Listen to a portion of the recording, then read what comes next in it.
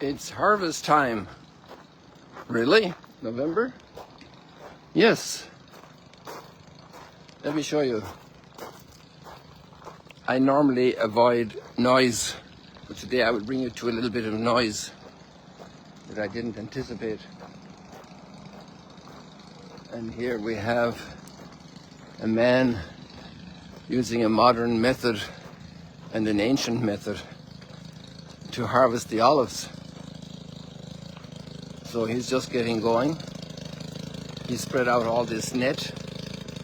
It shows you he anticipates where the olives are going to fall. And he has this instrument which is heavy and he has to hold it up. Habibi, kifak. Kifak, mishkurallah. And you say live stream? It's the second year that we're making the oil. Yes. Tov. אני רוצה להראות את העבודה שלך. So the olives have come out here, this far.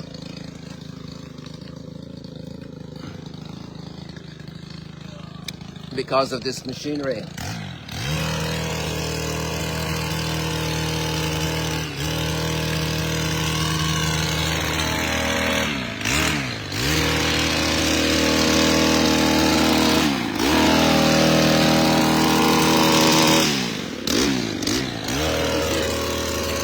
It's heavy work.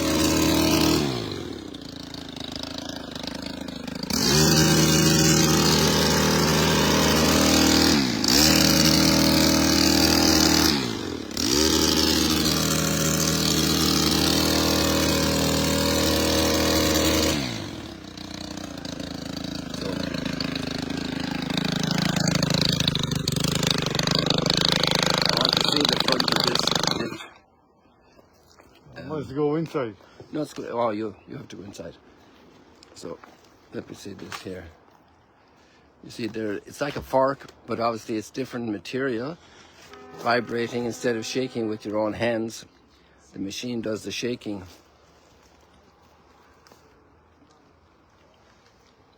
But the system is in the same, that's what people had to do. They had to shake the trees to get the olives off. And so and some have fallen outside his net here, so he's picking them up by hand. This is the hard work of labor. You have olive oil and you wonder where it comes from. The next time we use olive oil, we can remember a family man working hard. They did a great job last year. And here they are getting this ancient olive tree. The harvest, the olive harvest. Oh, the olives. Yeah. So this is the modernized version of how you do it. Normally you just use some type of stick and shake the branches, right? But if you see the instrument he has here, he is vibrating these prongs that are plastic. Look at they're plastic prongs. So it's very efficient. And I'm surprised how far out he has the nets, but obviously with this vibration system, the olives can fly further afield or even outside the net here. Look, there's one fell out there, you know. Mm-hmm. And then they get harvested and taken to the hotel, yeah. And that's what No. The olives take a lot of curing, so they have to be processed, usually in a saline solution. There are different ways for days. You can't eat an olive off the tree. It's inedible. Right. Just like you can't eat a potato out of the ground. It has a process of cooking, but this isn't cooking, it's a process of curing. Where are you guys from? I'm from Colorado. I'm doing a live stream here. Oh, okay. If you want to say hello to the world, but you don't have to. I'm on live stream here. You want to say hello? Sure. And tell people, because people would like to hear from real pilgrims. Hello. You're from Colorado? Colorado. And you as well? Idaho. Oh, very good. And how are you enjoying it here in Magdala? Are you staying for a few days? We're leaving today. We've been here. This is our third day. Oh, fantastic. And you're going to Jerusalem? Yes. Fantastic. What's the biggest takeaway you have from the days here in Galilee? Say again? too. Christ walked here. I'm just repeating because of the noise of the engine. Yeah. Uh-huh. So that's the great joy. Mm-hmm. To be where I was, to see what he did, along this path, the area, the land. Right. Which group are you with? Holy Ground. Okay. Very good. Very good. Enjoy. Maybe I'll see you at breakfast. Okay. God bless you.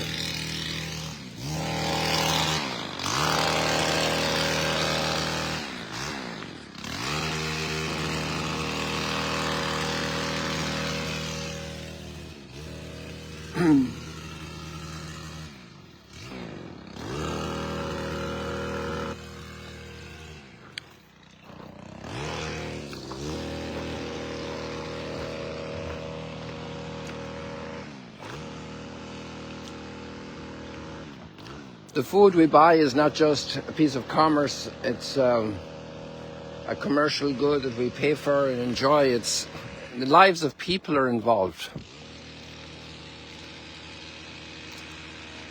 Hard work. We don't know what this man's family entails, what stories they have, what challenges they're facing. And working, fulfilling that first word of Genesis, on actually chapter 3, to earn your bread by the sweat of your brow. The hard work, the labor, and then the frustration of those who don't have work, because it's a joy to have work. And also to find joy in your work. And today the readings also throw light on all of this.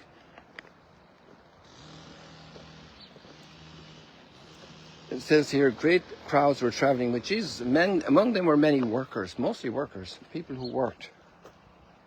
Because you don't have a living easily in the land. And this is land that needs a lot of work. It's tough land. This is a fertile plain. There's also a lot of rocky ground here. Maybe not everybody had a piece of the fertile plain.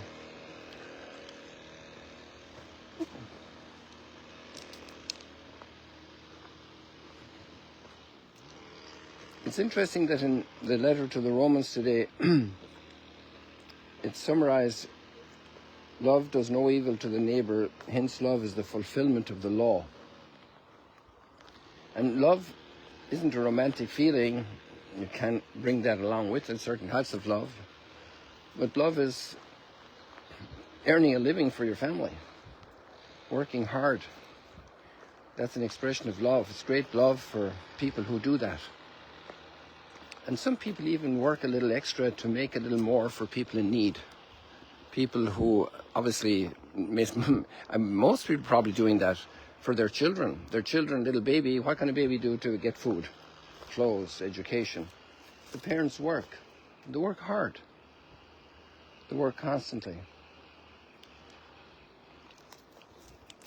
Sometimes with negative reactions from their children.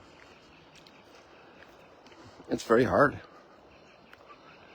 Not only do you work and love, but love is not requited, it's not returned, and that's the experience sometimes in life.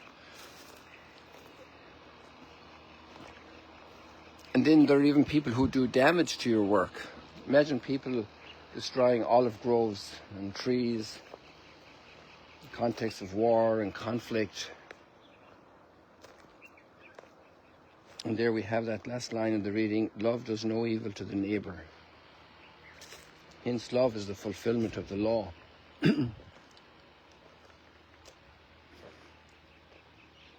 It goes through the different commandments. And there we see that early Christian community.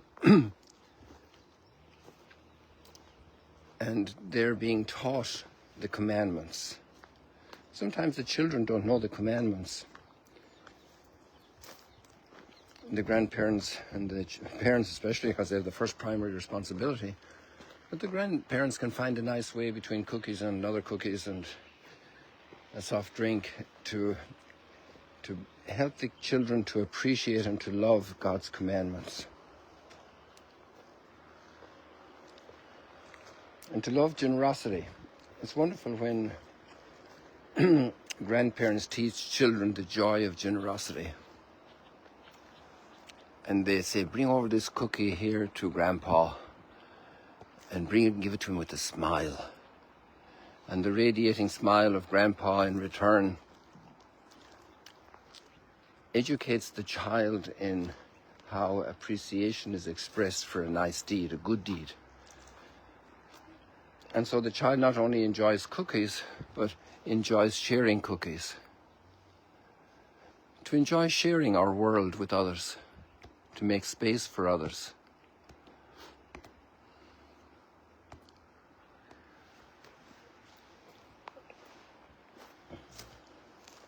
Was the person who made the butter for your bread this morning an atheist, an agnostic? Was the person a believer? What was the story of that person? Now we know a little bit about the olive oil person, the farmer who harvests the olive oil, the olives and for the olive oil. And to have a nice jar of olives in the supermarket that didn't just get there. And sometimes there's a good crop, and sometimes the crop might not be the best. And that's also a challenge for the worker and the farmer, because they need a good crop to have more blessing for their family. Maybe they need to fix the roof on the house, and you need a lot of olives to do that.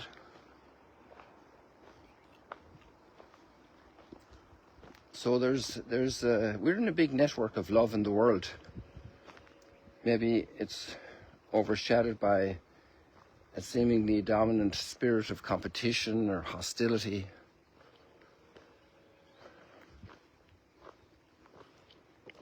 Let's make it a network of love.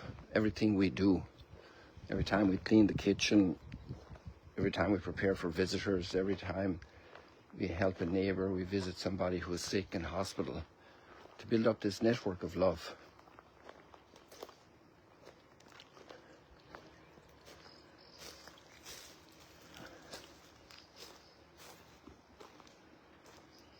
And then life becomes so much more fulfilling, because we're not just doing stuff, we're loving people.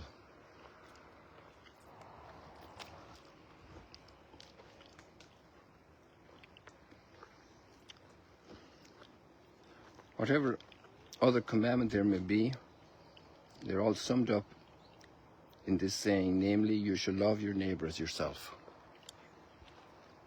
And if Paul is teaching this to the Romans, who are smart people and already engaged in their Christian life, they're going to read this letter like we're reading the letter to the Romans now. So we have to take up that responsibility as well and be the next ones to teach the next generation. And the earlier the children learn this and learn the joy and learn how love is celebrated, self-giving, helping, serving, letting the others go first, and finding joy in letting the others go first, and finding joy in celebrating the triumphs of the others. It's not just about me. It's interesting, we have this text which contrasts so much with the vocabulary, the way Jesus speaks in the gospel text today, but it's also making a point. It's the other commandment, to love God above everything. And you have to hate things. The word hate here is meant in a very different way than hatred that repudiates and rejects people. It's about preferring God above everything. People, God bless you. See you later, alligators. There we go.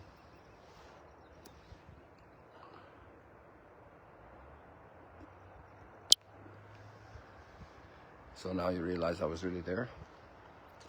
Have a wonderful day. God bless you. Let's build up this network of love, this civilization of love, another very beautiful term used a lot in the last half century.